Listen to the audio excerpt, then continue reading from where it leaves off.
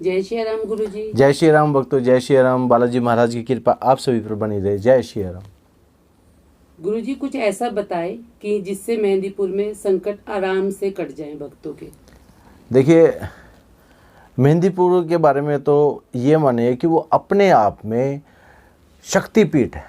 पे हनुमान जी जो है, बालाजी महाराज बाल स्वरूप में है और लीलाएं करते हैं। संकट के साथ तो ऐसे खेलते हैं इस प्रकार से। और एक बात और बताऊं मैं आपको, बालाजी महाराज जो है सच्चा दरबार है। सच्चा मतलब एक किस्म से ये मान के चलिए। और वहाँ की जो गद्दी है ना, वो ब्रह्मचारियों के द्वारा संचालित है। जैसे गणेशपुरी जी महाराज ब्रह्मचारी थे, महंत किशोरपुरी जी महाराज ब्रह्मचारी थे, और अब महंत नरेशपुरी जी महाराज ब्रह्मचारी हैं। ये जो गद्दी है, ये गोद ले करके उनको उत्तराधिकारी बनाया जाता है, तब जा कर के ये गद्दी चलती है। और ये गद्दी सिद्ध गद्दी है, और ये शक्तिधाम सिद्ध धाम है। इसे घाटे वाला मेहंदीपुर बाबा जी बोलते हैं। यहाँ पर लोग दुखी आते हैं और सुख के साथ जाते हैं, लेकिन कुछ लोग इसमें गलतियाँ करते हैं। पहली तो अगर आप अपने संकट के साथ कटवाना चाहते हैं तो वास्तव में तो आपको सबसे पहले समझना पड़ेगा इनके नियम को। अगर बालाजी महाराज के जो वहाँ पे मंदिर के नियम हैं, जो वहाँ पर बनाए गए, जो आदेश आता है, वहाँ पर आदेश आता है, उस आदेश का पालन हर महंत को करना पड़ता है। महंत अपनी मर्जी नहीं चला सकता वहाँ पे, बाबा जी की मर्जी चलती है। ये बात ध्यान रखिए, बाबा जी की मर्जी से ही वहाँ पर सारे काम होते हैं। बाबा जी की मर्जी होती है तो आपकी पेशी खुलती है। बाबा जी की मर्जी होती है तब आपके संकट बाबा जी खींचते हैं। बाबा जी की मर्जी होगी तो आपके संकट को ऊपर पर काट दिया जाएगा। अब गलती क्या करते हैं, बाबा जी की मर्जी के खिलाफ काम करते हैं। मान लो आपका संकट ऊपर पर काटना चाहते हैं बाबा जी, और आप क्या कहते हो पता, हमारा संकट बोला नहीं, हमारा संकट ने कुछ आवाज़ ही नहीं करी, हमारा संकट तो पेशी में नहीं आया। अरे बाबा जी ने क्या पता आपके संकट को ऊपर पर काट दिया हो, पर आप उनके विरुद्ध काम कर रहे हैं। आपके मन में जो विचार आ रहे हैं ना, ये सारे के सारे जो विचार हैं, वही आपको संकट और ज़्यादा दुखी और परेशान करने के लिए आते हैं। सबसे पहले एक बात दिमाग में बिठाइए, एक बात समझ लीजिए, आपको बाबा ने बुलाया है तो आप हर हालत में मेहंदीपुर जाएंगे। और बाबा कैसे बुलाते हैं पता, जैसे हम लोग 28 तारीख को मेहंदीपुर हैं, मैं 28 तारीख को मेहंदीपुर में मिलूँगा। 28 अप्रैल को सुबह 9 बजे, मैं 28 अप्रैल को सुबह 9 बजे मेहंदीपुर में मिलूँगा। आप बताइए, मेहंदीपुर धाम में जब मैं वहाँ पे मिलूँगा तो आप एक बात बताइए, अगर आप में से कोई व्यक्ति, बाबा जी चाहते हैं कि आपके संकट को लिया जाए, तो हो सकता है इसी सूचना से आप वहाँ पहुँच जाओ। हो सकता है कि आपको कोई सूचना दे दे कि चल मेहंदीपुर बाबा जी के धाम पे।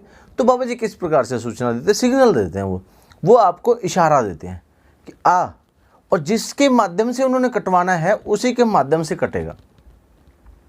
मन चाही होती नहीं प्रभु चाही तत्काल, बलि चाहे बैकुंठ को भेज दिया पाताल।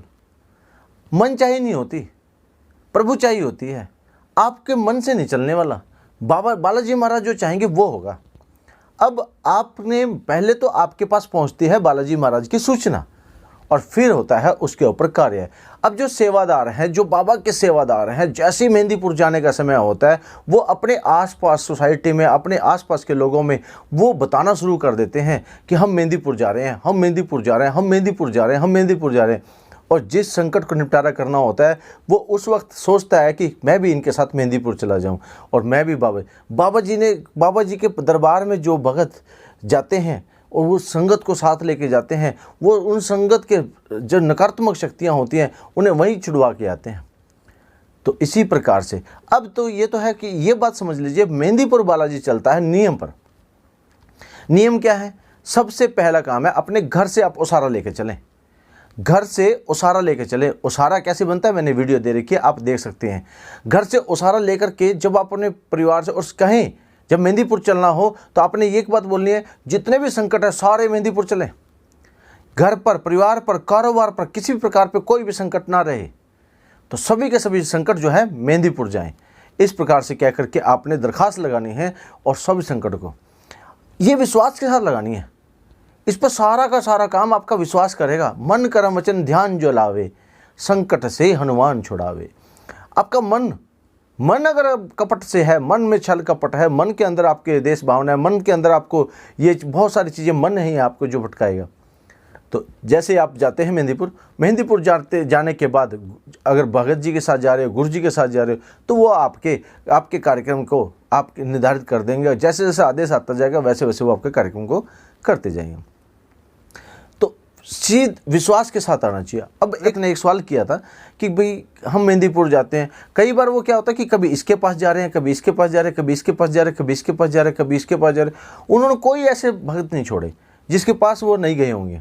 अब आप एक बात बताइए, सब्र करना जरूरी है, टिका रहना जरूरी है। बाबा जी के दरबार में किसी का संकट एक ही झटके में कट जाता है, किसी को 2 साल लग जाते हैं, किसी को 3 साल लग जाते हैं, लेकिन बाबा जी वो जो काट रहे हैं ना संकट, उस संकट को काट रहे हैं वो आपके कर्म के अनुसार काट रहे हैं, आपके कर्मों के अनुसार। तो आपको इस बात को समझना है कि आपका काम, अब बहुत सारे लोगों ने ये सवाल किया होगा कि हमारा काम नहीं बनता। मैं आपको उनको एक छोटी सी बात से, एक छोटी सी कहानी से मैं बताना चाहूँगा। उस कहानी को आप समझिए कि अब आप सोचिए कि बाबा जी का जो एक बार बालाजी का भगत, बहुत अच्छा भगत बालाजी का महाराज का, और वो भगत जो है वो पूजा पाठ कर रहा था, और एक दूसरा व्यक्ति जो पूजा पाठ करता ही नहीं था, नास्तिक किस्म का व्यक्ति था, वो व्यक्ति एक अमीर व्यक्ति के घर में पैदा हुआ। अब देखिए पिछले जन्मों का, आप इतने समझदार हैं, पिछले जन्मों का कर्म तो आपके ऊपर प्रभाव डालेगा कि नहीं डालेगा। पूर्व जन्म में आपने कुछ तो कर्म किया होगा जिसके फल आपके सामने आने वाले हैं। अच्छा कर्म किया होगा तो अच्छे फल आएंगे, बुरा कर्म किया होगा तो दुख ही आएगा। तो इसमें पिछले कर्मों का लेखा जोखा तो आप ही को भुगतना है। अब इसको इस उदाहरण से समझिए, दो व्यक्तियों के पिछले कर्मों के अनुसार, एक व्यक्ति ने पिछले कर्म में बहुत पूजा पाठ करी, बहुत मतलब उसने बहुत दुख झेले, अब उसका क्या समय आ गया था सुख का। तो बाबा जी की कृपा से उसको एक ऐसे घर में पैदा कर दिया गया जहाँ पर सुख सुविधाएं सब कुछ लैस था। इच्छा थी कि इसको सुख के घर में पैदा किया जाए, तो वो सुख के घर में चला गया। उसके पैदा होते ही बड़ी बड़ी दास दासियाँ सब कुछ उसके सेवा कर रही हैं, सब कुछ कर रही हैं। अब दूसरी समय पर आप देखिए, अब एक व्यक्ति ने बड़ा वो काम किया, उल्टे सीधे जितने भी बुरे काम थे सब, झूठ कपट जितना भी उसने करना था सब काम किया, जितना भी एक व्यक्ति कर सकता है। लेकिन उस व्यक्ति को फिर दिया कि पिछला जन्म तो तूने खराब कर लिया, अब इस जन्म में बालाजी महाराज की सेवा कर लो, बाबा की सेवादार बनो और बाबा की सेवा करो। और उन्होंने बाबा जी की सेवा के लिए हनुमान जी की पूजा पकड़ ली। अब यहाँ से समझिए, अब इन दोनों का 20 साल के बाद एक कर्म लेखा लिखा गया, प्यो माता ने कर्म लिखा गया। वो लेखा इसलिए लिखा गया कि जिस व्यक्ति का जो अमीर घर में पैदा हुआ था उसको तो मिलना था असरफियों से भरा हुआ बैग, पिछले कर्म उसके ऐसे थे। और जिस व्यक्ति जो बालाजी महाराज की पूजा पाठ कर रहा था, अब उसका पीछे से लिखा हुआ था ये पूजा पाठ करेगा, कुछ बदलाव कर सकता है, लेकिन इसका धड़ अलग हो जाएगा, ये जिंदगी में दुख की ज़िंदगी जिएगा। लेकिन उसने सच्चे मन से बालाजी महाराज की सेवा की, सच्चे मन से बाबा की सेवा पे लग गया, पूरे दिल और जान से बाबा की सेवा करी। उसका नाम किसी प्रकार से भटकाव नहीं हुआ। उसने अपने जो भी अपने सेवा थी वो बाबा के चरणों में अर्पित कर दी, ना दिन देखा ना रात देखी, सब सेवाएं बाबा के अर्पण कर दी। वो और एक ही समय निर्धारित किया गया था उनका, एक ही समय निर्धारित किया गया था कि इस एक जीप आएगी वो इसके धड़ को अलग कर देगी और इसको असरफियों से भरा बैग गिरेगा। इसी प्रकार से वही सिचुएशन, वही समय सब कुछ निश्चित हो गया था। दोनों के दोनों जा रहे थे और एक अचानक से स्पीड इतनी थी उसके जो बालाजी का भगत था उसके पैर के नखून के ऊपर से वो जीप चली गई और नखून उखड़ गया। और दूसरे व्यक्ति को अब जैसे उसने कट मारा था उसमें से एक असरफियों का एक सिक्का नीचे गिरा और उसने वो सिक्का उठा लिया। अब वो क्या कहता है, तुम करते हो बालाजी की पूजा, तुम्हारे उखड़ा पैर का नखून, और मैं देखो पूजा पाठ भी नहीं करता, मुझे मिला सोने का सिक्का। जरा मैंने आपको पीछे क्या बताया था, जिसका नखून कटा है उसका धड़ कटने वाला था, जिसका नखून कटा है उसका धड़ कटने वाला था, और जिसको सोने का सिक्का मिला है उसको पूरा बैग मिलने वाला था। लेकिन वो बालाजी महाराज की सेवा कर करके उसने अपने धड़ को नखून तक ले आया, सिर्फ एक नखून पर उतर गया उनका सारा बेड़ा पर। इतने कर्म उन्होंने किए कि नखून पर हो गया, और उसने इतने बुरे कर्म करके असरफियों के भरे बैग को एक सिक्के में बदल दिया। लेकिन अब आप समझिए, पिछले कर्मों का लेखा जोखा है जो बाबा जी की सेवा में आप जा रहे हो। इसी प्रकार भक्तों, आपको बालाजी महाराज की सेवा में जाना चाहिए, बाबा के चरणों में विश्वास के साथ, श्रद्धा के साथ जाना चाहिए। कोई भी वहाँ से ये मैं वादा कर सकता हूँ, कोई भी शख्स अगर उसके पास श्रद्धा है, विश्वास है, तो बाबा जी उसके हर कार्य को सिद्ध करते हैं। कुछ समय लग सकता है, कई बार अर्जी बहुत सारी देनी पड़ जाती है। तो इसी प्रकार वहाँ पर नियम से चलिए, और वहाँ पे जो नियम है, सबसे पहले बाबा जी के आने की दरख्वास्त लगाएं, और आने की दरख्वास्त के बाद बाबा जी की अर्जी, जो पहली बार जाए वो अर्जी ज़रूर लगाएं, पहली बार जाएं वो अर्जी ज़रूर लगाएं, अर्जी लगाएं, अर्जी का भोग लगाएं। और उसके बाद अगर आप अकेले गए हैं तो लास्ट में समाधि वाले बाबा का दर्शन करके जरूर आना है, तभी आपकी यात्रा सफल होती है। तो आशा करते हैं आपको ये वीडियो पसंद आई होगी, और इसे लाइक करें, शेयर करें, सब्सक्राइब करें। जय श्री राम भक्तों, जय श्री राम। शैलपुत्री, जय शैलपुत्री माता की जय। दूसरी ब्रह्मचारिणी माता की आशीर्वाद।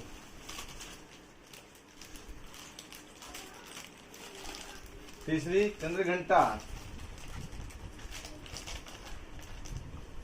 मांडा।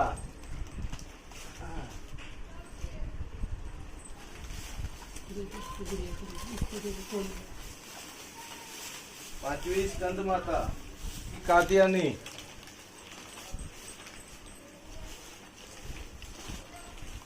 ये लगी ये। सातवीं कालरात्रि महागौरी। आठवीं महागौरी। बस बंद कर। शंकरे महाराज की जय। वो मैंने ही सुनिया, वो जोर से बोलो, वो जन्नत भी बोले, वो कशिश भी बोले, वो निष्ठा भी बोले, वो गुड़िया भी बोले। जय माता की।